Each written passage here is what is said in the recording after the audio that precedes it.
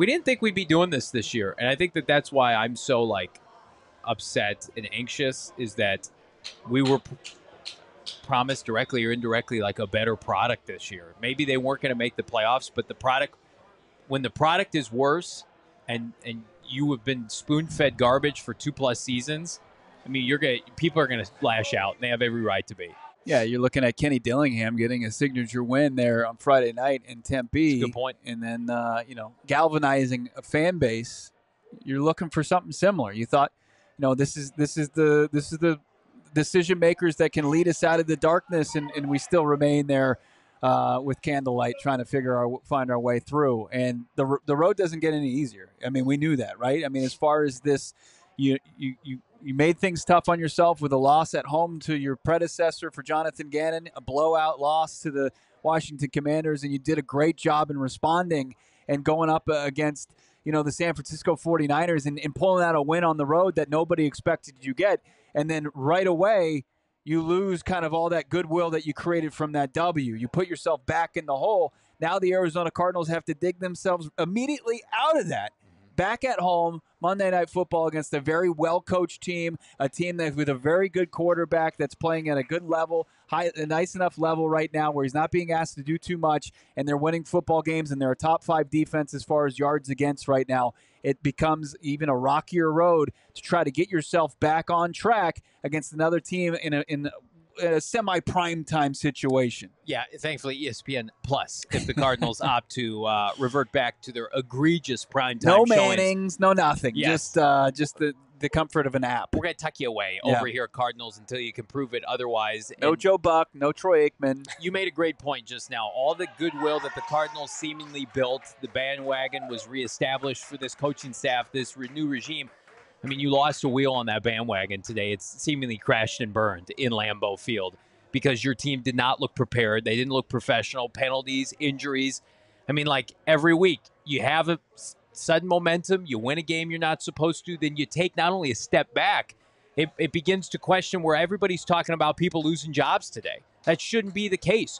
Find a way to string together consistency. And if it's a byproduct of the roster, that's an indictment of the GM. If it's a byproduct of preparedness and professionalism by the players, a byproduct of the coaching staff. But right now we're sitting here, this team is very much 2-4. That is who they are.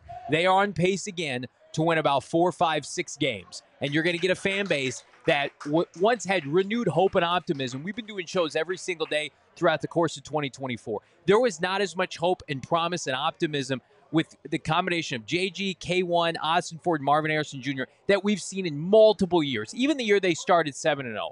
And for you to put this kind of product on display for your fan base, you deserve all the criticism. And you got to look around the room, the locker room of 53, the coaching staff, the front office, and say, we put this on ourselves. We can't go blame Cliff Kingsbury, certainly, and Steve Keim for making these problems. We got to dig our way out of it. And there's an avenue to do that. You win a game next week at home that you may or may not be favored. It might be a pick 'em against the Chargers, a team, as you mentioned, that's also rebuilding. Get some momentum back.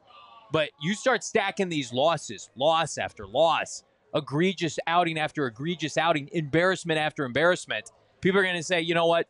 I'm done with this regime. Give me a new one, right? I've lost the will. I've lost the patience. This isn't the NBA. This isn't Major League Baseball where you get 3 to 5 year rebuilds. You got max 2 seasons to show progress. Or as we mentioned, Britton, earlier in the broadcast, people are going to go into next year saying, Austin Ford and Gannon, they're on the hot seat. They got to win now.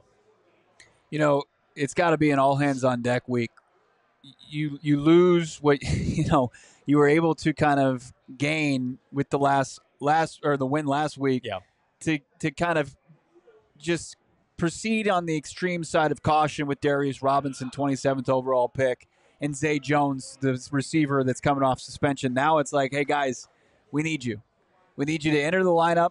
We're not going to ask you to play a full snap load in either position, and then the defensive line, you're never asked to do so. But we need you to come in and make an impact in your respective role. Zay Jones come in and be the 3-position wide receiver that we know you can be. Come in and play X, Z, slot, whatever it may be. Make a catch. Make a big third down conversion. Darius Robinson come in and play 15 to 20 snaps. Get after quarterback, draw a penalty. Move the opposing offense backwards. We need it. It's necessary. That's what we need from you guys. And no longer are we going to say, hey, when the time is perfect, we're going to put you in, because the time is in desperate need of it, and the time is now.